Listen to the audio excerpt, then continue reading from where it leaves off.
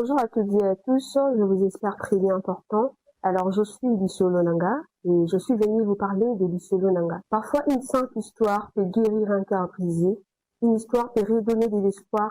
Donc abonnez-vous chers amis à la chaîne Lisolo Nanga.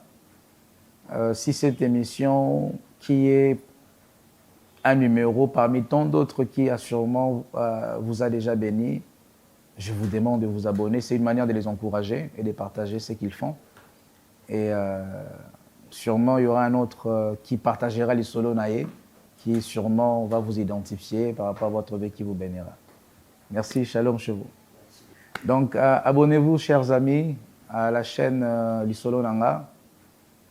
Si cette émission qui est un numéro parmi tant d'autres qui a sûrement vous a déjà béni, je vous demande de vous abonner. C'est une manière de les encourager et de partager ce qu'ils font. Et sûrement, il y aura un autre qui partagera les solo naïe, qui sûrement va vous identifier par rapport à votre vie qui vous bénira. Merci, shalom chez vous. Seigneur, au nom de Jésus, je te recommande cette équipe. Permets que leur travail traverse les frontières. Permets que leur travail touche les cœurs. Permets que leur travail bénisse le vie. Selon qu'il est écrit que l'arroseur sera arrosé, bénis cette équipe, Seigneur Dieu de grâce, qui fait ce travail au travers des ondes pour que les vies soient encouragées. Combien de vies traversent ce que moi j'ai traversé? Combien de vies traversent ce que les autres personnes qui ont partagé leur histoire traversent? Et combien de vies, en lisant ces vidéos, ils ont repris le courage pour dire, si eux, Dieu a fait ça avec eux, il peut aussi le faire avec moi. Ils sont des héros dans l'ombre. Je te prie de te souvenir d'eux au nom de Jésus. Amen. Merci beaucoup. Bonjour à toutes et à tous, je vous espère très bien portant. Alors je suis Lisolo Nanga et je suis venue vous parler de Lisolo Nanga. Parfois Makolo Marco, il est envoyé par la compassion limitée à Paris. Nous acclamons le Seigneur. Bonjour à toutes et à tous, je vous espère très bien portant. Alors je suis Lisolo Nanga et je suis venue vous parler de Lisolo Nanga. Parfois une simple histoire peut guérir. Ton envoi à Paris est une épreuve, une bonne œuvre à Douala, et Dieu t'envoie à Paris. Mais sache, à Paris tu vas vivre la récolte du travail que tu as fait à Douala. Et au travers de cette œuvre que tu vas commencer en France, les extensions s'ouvriront encore.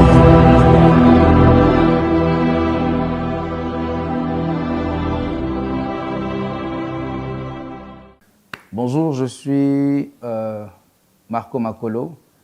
Je suis devant cette caméra dans le cadre de l'esprit de l'émission Lisolo Nanga, mon histoire, pour vous raconter mon histoire. Je suis pasteur de la Compassion Paris et bien avant, j'ai été pasteur de la Compassion Douala au Cameroun pendant 5 années. En 2021, le Seigneur m'a choisi pour me confier son Église et au travers de mon pasteur, l'apôtre Marcelo Tounassi. Et il m'a ordonné pasteur le 30 mai 2021. Et puis je vais au Cameroun, plus précisément dans la ville de Douala. C'est là où je commence la mission. Je dois préciser qu'avant ça, j'ai eu une mission de prospection au Cameroun au mois de mars 2021. La mission, elle était importante parce qu'elle devait me permettre comment je devais me situer, puisque j'ai été précurseur. Aujourd'hui, nous avons 2 églises au Cameroun, Yaoundé à Douala, mais j'étais allé, il fallait que je voie où est-ce qu'il fallait que je commence l'église. Donc, il fallait que je fasse cette mission des prospections, si je peux le dire de cette manière-là.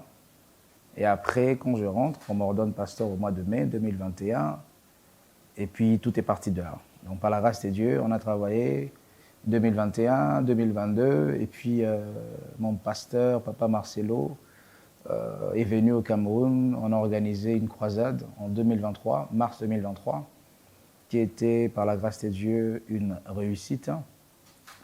Et ensuite, l'Église a connu une croissance exponentielle depuis cette croisade-là. Et les années sont passées. En 2023, je crois, Dieu avait ouvert des portes pour que je commence à faire des allers-retours. C'est là que mon épouse et ma première fille, je suis marié à Madame Berekia Baudelaire. Je suis père de 2 enfants, à Kalia et Eliora, 2 filles. Et ma fille devait étudier, donc il fallait que je fasse des allers-retours, à la fois gérer l'église du Cameroun, à Douala, et être père, être époux. Et c'est après 5 ans que le Seigneur décide de m'établir définitivement en France pour être le pasteur de la Compassion Paris. Nous sommes très contents de la manière dont Dieu nous a conduits, on ne le regrette pas. Par la grâce de Dieu, nous quittons le Cameroun après avoir bâti cette œuvre avec le soutien de son esprit. On a engendré des pasteurs, assistants, on a engendré des orateurs, des prédicateurs, des formateurs, et on a laissé un héritage à la nation camerounaise, à l'église de la Compassion Douala. On a construit une église à peu près 450 places assises, et on est heureux de ce que Dieu a fait, et c'est une nouvelle page qui s'ouvre pour nous afin d'aller le servir de l'autre côté en France, et on croit que c'est lui qui nous a donné la victoire sur l'ours et les lions. Il sera le même qui nous accompagnera devant cette nouvelle mission pour la France, et il le fera. Je suis sorti d'une vie académique, pour ne pas dire séculière.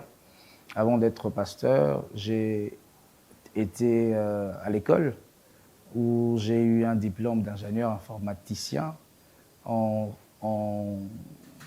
informatique appliquée, et plus précisément en télécommunication et administration réseau.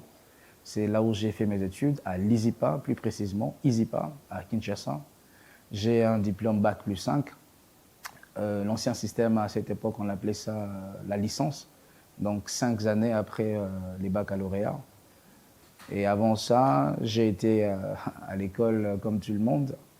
J'ai fait l'école, j'ai été en section pédagogique, j'ai enseigné aux enfants à l'école. Je suis issu d'une famille de 6 enfants. La famille elle est monoparentale. Ma mère nous a élevés toutes seules par la grâce de Dieu.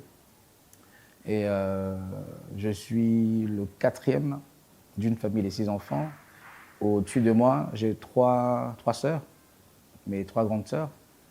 Et après, il y a moi, il y a ma petite sœur, et ensuite, il y a notre Benjamin, notre cadet. Et donc, c'est de manière générale un tout petit peu mon histoire. J'ai été un frère à l'église.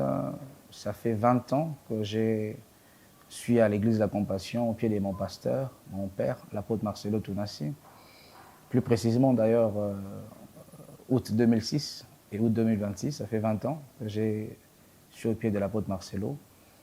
J'ai été au département de la jeunesse, dans la sous-commission de l'évangélisation. À l'époque, nous avions le pasteur Raph, qui était notre responsable. Ensuite, Dieu nous a conduits au département de la formation. C'est à ces départements-là que notre grâce pastorale a été reconnue. Et Dieu nous a envoyés en mission et on est devenu pasteur. Et je suis donc à Kinshasa actuellement pour mon envoi, parce que j'ai déjà été ordonné en 2021. Et à cette occasion, j'ai eu l'opportunité de vous partager mon histoire dans cette plateforme Lisolo Nanga, qui nous tend la main d'association afin de vous partager un tout petit peu dans ces quelques minutes ce que c'est notre histoire. J'espère que cela va vous édifier, vous inspirer. Et je suis aussi auteur, donc je suis pasteur, mais je suis auteur. J'ai, au-delà de mon diplôme à l'école de l'informatique, j'ai un autre diplôme théologique. J'ai étudié dans une école américaine, Mount Olive, où j'ai un diplôme de bachelor. Actuellement, toujours aux États-Unis, j'ai continué mes études en master. Donc je devais graduer aux États-Unis au mois de juin de cette année 2026, mais je n'ai pas pu. Donc je serai dans une session spéciale pour obtenir mon diplôme de master. Donc voilà un peu en gros qui je suis, et j'espère que mon histoire vous édifiera. Que Dieu vous bénisse. Je me suis converti en 2006 lors d'une prédication de l'apôtre Marcelo Tounassi. Je me rappelle très bien ce jour-là, c'était un culte du soir. Il prêchait sur l'histoire de deux personnes qui étaient allées sur la montagne chercher Dieu. Il y avait les publicains et les pharisiens. Et les thèmes, j'ai oublié, mais je me rappelle exactement de ce qu'il a dit. Il dit que les pharisiens étaient très orgueilleux, il disait qu'ils n'étaient pas comme les autres hommes, à l'occurrence de cet homme qui est à ses côtés, les publicains. Il paye sa dîme, etc. Et autour du publicain, il a été broyé, désossé, écrasé par cet orgueil très manifeste de ces pharisiens, et pris par cette chicote de son orgueil. La Bible dit il n'osait pas lever les yeux au ciel, il s'est frappé la poitrine en disant « Je suis un pécheur, aie pitié de moi ». Et moi, c'est tout ce qui m'a touché. Je me suis converti ces jours-là. Et depuis ce jour, j'ai donné ma vie à Jésus. Et j'ai rencontré des difficultés, comme tout parcours chrétien. Et j'en ai encore aujourd'hui, d'ailleurs. Par la grâce de Dieu, il nous aide à surmonter. De 2006 en 2008, j'ai connu quand même un temps de sécheresse dans ma foi. À la limite, j'ai rétrogradé. C'est après que Dieu m'a aidé à revenir à lui. Et je me réengage à le suivre. Et je me fais baptiser, toujours par l'apôtre Marcelo, le 12 juillet 2008 à la rivière Angélique. Il me baptise et puis c'était parti. Les difficultés, c'est le siècle présent, les difficultés, c'est la jeunesse. Je ne dis pas quand je voulais me marier, combien j'ai failli faire beaucoup de choses pas très, très bien. Parce que ce sont des difficultés, tu es jeune, tu n'as pas d'expérience. Mais Dieu merci, sa grâce n'a pas permis que nous allions à une certaine limite. Et donc, ça sont les difficultés de manière générale que j'ai rencontrées. Mais après, les difficultés ministérielles, quand il fallait que j'aille en mission au Cameroun, c'est une terre étrangère. J'ai commencé l'église chez moi, la maison que j'avais louée, et c'était un chantier. Peut-être vous le verrez dans les photos qui pourront défiler. Et tu vas à l'étranger, tu habites dans un chantier, et là tu commences l'église. L'église est dans le séjour. Toi, tu dors dans une chambre à côté, et les fidèles sont là. Et puis, quand j'ai ramené mon épouse, c'était quand même difficile parce que mon épouse avait une vie. Et tu la ramènes dans une nation étrangère, elle dort dans une église. C'était des difficultés, la culture. J'ai des fois raté certaines prédications parce que je ne comprenais pas la culture. Un jour même, j'ai prêché des choses qui étaient à la limite des choses pas très propres parce que le jargon employé, je ne connaissais pas la culture. Mais Dieu merci, des fois ce sont les erreurs, les difficultés qui constituent nos marches pour nous amener à un certain niveau d'excellence et des perfectionnements dans la vie. Les moments marquants de ma vie, c'est les temps où j'ai beaucoup souffert. Je me rappelle un jour, je suis, comme je disais, issu d'une famille monoparentale. Donc j'ai grandi avec ma mère seule, fonctionnaire de l'État, avec 6 enfants à sa charge. Et ce n'était pas évident. Mon père n'était pas mort, il était vivant, mais c'était pas trop une histoire d'amour, quoi. Donc il venait quand il pouvait et nous étions délaissés, abandonnés. Je me rappelle un jour, moi et ma grande sœur, on va aller chez lui, dans sa maison et son épouse, pour étudier, mais c'était difficile, quoi. Des choses qu'on nous racontait, que la femme X prend ses enfants dans la chambre, il mange. Et vous êtes au salon, tout innocent, des petits-enfants. Vous pensez que, bon voilà, leur mère leur donne une tâche. On était des enfants, on ne pouvait pas savoir. Mais quand on a grandi, on s'est rendu compte que c'était une souffrance. Et je me rappelle, quand maman venait nous visiter, c'était comme si c'était le ciel qui était descendu. Parce qu'on ressentait la chaleur maternelle, l'assurance. Et durant ce moment de souffrance, ma mère a tout fait pour me faire étudier. Nous sommes à 6, comme je vous ai dit. Nous tous ces enfants, on a fait la même école, la même option, parce qu'elle a réussi à intégrer le comité de parents. En ces temps-là, dans cette école, quand tu étais membre du comité des parents, soit tes enfants allaient étudier en payant partiellement, soit en ne payant rien. Donc, nous avons tous été obligés de faire la même option, dans la même école, la même section, pour étudier gratuitement. Et quand j'ai fini l'école, Elle m'a dit que je ne pouvais plus aller loin à l'université parce qu'elle n'avait pas de moyens. Et c'était normal, c'était une pauvre femme, fonctionnaire, elle n'avait pas de mari, pas d'argent. Alors là, une personne de ma famille m'a pris sous son épaule, mais après c'était en contrepartie, je devenais comme un travailleur chez lui. Et ça ne devait plus marcher comme ça. J'ai décidé en deuxième graduat, en deux ans à l'université, de rentrer chez nous. Et là, c'était compliqué. Elle m'a à la limite chassé. Donc, c'était difficile. Il fallait que je continue les études. Ma mère s'est battue. Ensuite, l'apôtre Marcelo a payé pour moi 2 ans d'études à l'université pour finir ma licence. Pour moi, ce sont des moments marquants dans un cadre négatif. Mais après, j'ai des temps positifs aussi qui m'ont beaucoup marqué. La naissance de ma première fille à Kalia. Ça s'est passé au Cameroun, à Douala. Elle était primée par mon épouse, donc elle n'avait que moi et je n'avais qu'elle. On est allé, on a passé la journée, des 6h à 23h. Et pour moi, partager ces moments, c'était marquant. Voir ma fille sortir, c'était marquant. Ma deuxième fille est née en France et je n'étais pas là, j'étais en mission au Cameroun. Donc je l'ai vécu en visio, par téléphone, et c'était émouvant. Ce sont des moments marquants. Et bien évidemment, quand je me suis également marié, il y en a pléthore, ce sont des grandes lignes. Le pasteur Marcelo, il m'a beaucoup influencé, beaucoup. Je suis ici en mission, j'ai amené un de mes fils depuis le Cameroun et je le fais balader. Je lui montre où j'ai grandi, d'où je viens, quelle famille je sors. Mais c'est comme une forme de paradoxe, de contraste. Parce que l'homme que je suis aujourd'hui, logiquement, je ne devrais pas l'être. Parce que d'où je suis sorti, je ne devrais pas l'être. Mais Dieu m'a connecté à un homme merveilleux, l'apôtre Marcelo Tounassi. À ses côtés, j'ai appris la discipline, l'excellence. J'ai appris tout ce qui est bien, quoi. Donc, c'est des fois bien quand les gens pensent que je suis plutôt d'une famille aristocratique. Mais c'est Dieu qui m'a donné cette grande relation, qui m'a aiguisé. Dans les ministères, l'événement qui a façonné ma manière de voir les choses, c'est quand Dieu m'a désigné pour être pasteur. Bon, ceux qui savent, je n'étais pas très prédicateur à l'église, moi j'étais formateur. Et donc, je n'étais pas très aiguisé à prêcher. Et quand on te désigne pasteur, tu dois prêcher. Je faisais un jour les bilans. À mes 2 ou 3 ans de ministère, j'aurais prêché plus de 700 prédications. Alors qu'avant, je ne pouvais pas. Ma première prédication que je prêche 45 minutes, c'était un thème, voilà. Mais le fait que cet événement vienne dans ma vie pour devenir pasteur, ça a beaucoup changé ma vie.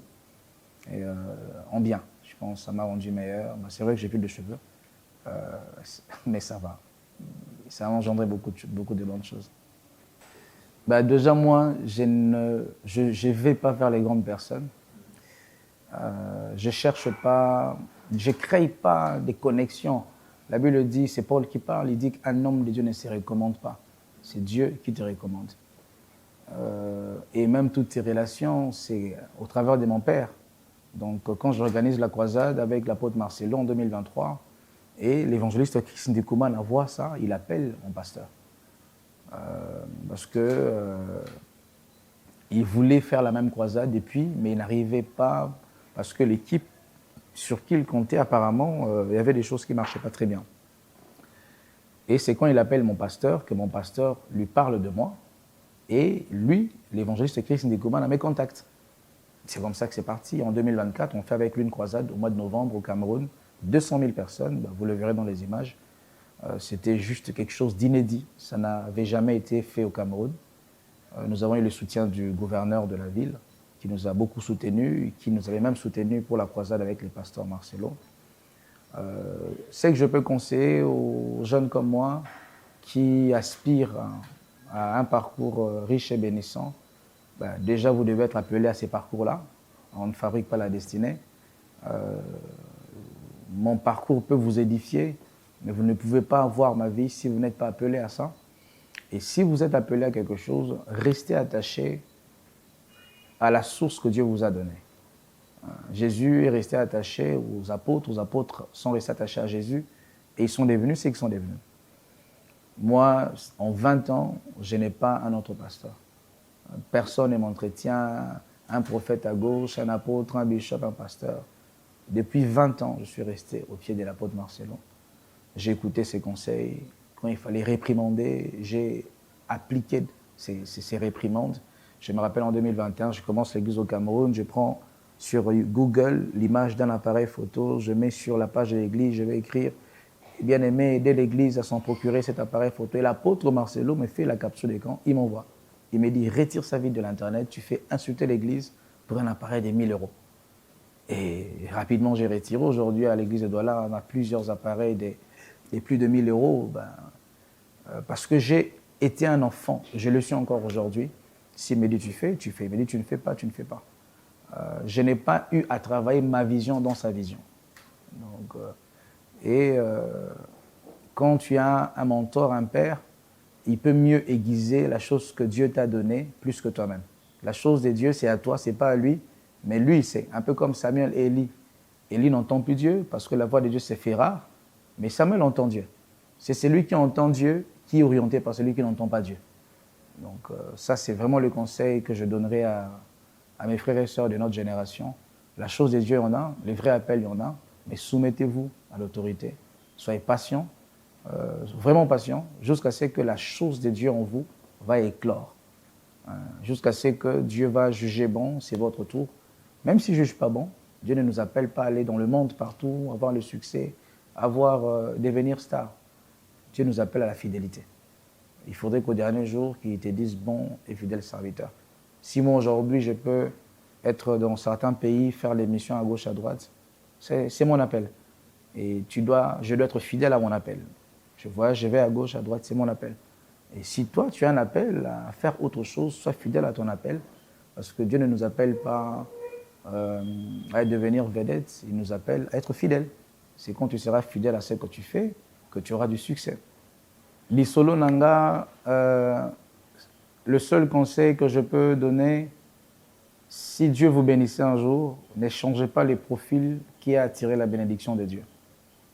Donc ça veut dire, si les profils là, vous étiez des personnes simples, c'est la simplicité qui a attiré la bénédiction, demeurez simple. Les responsables de cette structure, Lisolo Nanga, il est Shadrach, qui me connaît depuis des années, je n'ai pas changé. Je suis le même frère Marco, toujours accessible. Je suis le même. Je ne me donne pas une grandeur dans ma tête parce que tu vois dans le monde, à gauche, à droite, rien du tout. Et quand Dieu vous bénira, restez, gardez les profils qui ont attiré la bénédiction. Si les profils étaient, vous étiez des hommes de prière, demeurez dans la prière. Des hommes enthousiastes, restez dans l'enthousiasme. Des hommes simples, parce que c'est les profils qui attirent la bénédiction, c'est les mêmes profils qui maintiennent la bénédiction. Ça, c'est ce que je peux vous donner comme conseil. Donc, abonnez-vous, chers amis, à la chaîne Lisolo Nanga. Si cette émission, qui est un numéro parmi tant d'autres qui a sûrement vous a déjà béni, je vous demande de vous abonner. C'est une manière de les encourager et de partager ce qu'ils font. Et sûrement, il y aura un autre qui partagera Lisolo Naye, qui sûrement va vous identifier par rapport à votre vie qui vous bénira. Merci, shalom chez vous. Seigneur, au nom de Jésus, je te recommande cette équipe. Permets que leur travail traverse les frontières. Permets que leur travail touche les cœurs. Permets que leur travail bénisse le vie. Selon qu'il est écrit que l'arroseur sera arrosé, bénis cette équipe, Seigneur Dieu de grâce, qui fait ce travail au travers des ondes pour que les vies soient encouragées. Combien de vies traversent ce que moi j'ai traversé? Combien de vies traversent ce que les autres personnes qui ont partagé leur histoire traversent? Et combien de vies, en lisant ces vidéos, ils ont repris le courage pour dire, si eux, Dieu a fait ça avec eux, il peut aussi le faire avec moi. Ils sont des héros dans l'ombre. Je te prie de te souvenir d'eux au nom de Jésus. Amen. Merci beaucoup. Bonjour à toutes et à tous, je vous espère très bien portant. Alors je suis Lisolo Nanga et je suis venue vous parler de Lisolo Nanga. Parfois une simple histoire peut guérir un cœur brisé, une histoire peut redonner de l'espoir